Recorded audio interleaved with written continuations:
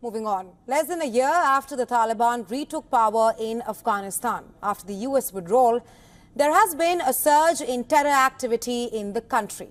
A weakened security arrangement under the Taliban is giving rise to several groups operating out of the country. Just this week, there was a deadly attack on a tourist bus in Afghanistan's Bamiyan. The ISIS Khorasan took responsibility for the attack, and it is only growing in strength. The question being, should the West be worried of its potential outcomes? Here's a full report.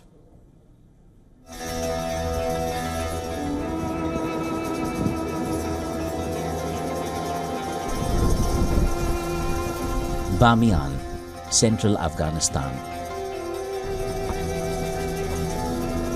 The ethereal landscape had hit world headlines in 2001 when the Taliban destroyed the over 120 feet tall Bamiyan Buddhas that stood in these enclosures.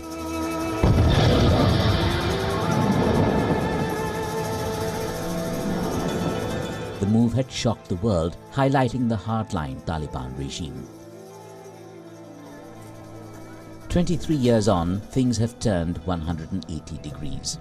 Now back in charge of Afghanistan and eager to present a softer image, the Taliban runs the heritage site as a tourist attraction, earning precious revenue from it.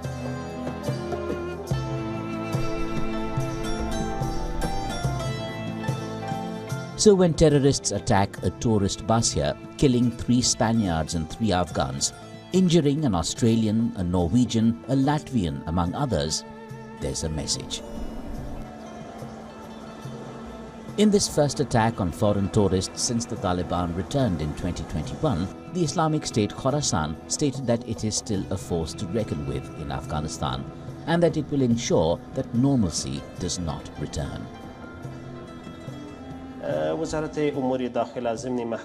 While condemning this barbaric act, the Ministry of Interior assures that it will actively investigate this incident, arrest the perpetrators and hand them over to the law.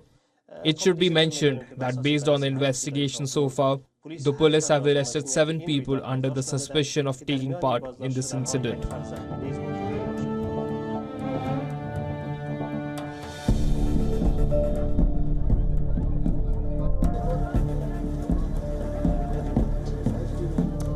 Nearly 3 years into Taliban 2.0, there's some sense that Afghanistan is looking at governance and administration. Tourism has been one focus area, with a directed effort to raise the numbers. In 2021, there were 691 foreign tourists. In 2022, that figure rose to 2,300, and last year it topped 7,000. Which explains why the ISK attacked foreign tourists. Since 2021, the Islamic State group's affiliate in Afghanistan is a major Taliban rival, and its terrorists have attacked schools, hospitals, mosques and minority Shiite areas throughout the country. ISK has claimed responsibility for more than a dozen attacks since 2021, killing and injuring at least 700 people.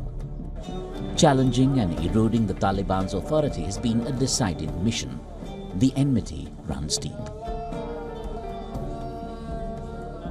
This is Taliban 2.0, and this is some civilized group that we're working with, and they denounce terrorism in all its forms when they don't.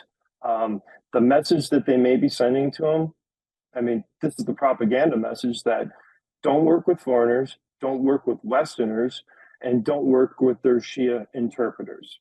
That's the message. And that's kind of along the ISIS line. Split it along religious sects, hitting Western targets. The number of people killed had come down over the last year. But the latest attack suggests the war is far from over. It's yet another facet of Afghanistan's many persistent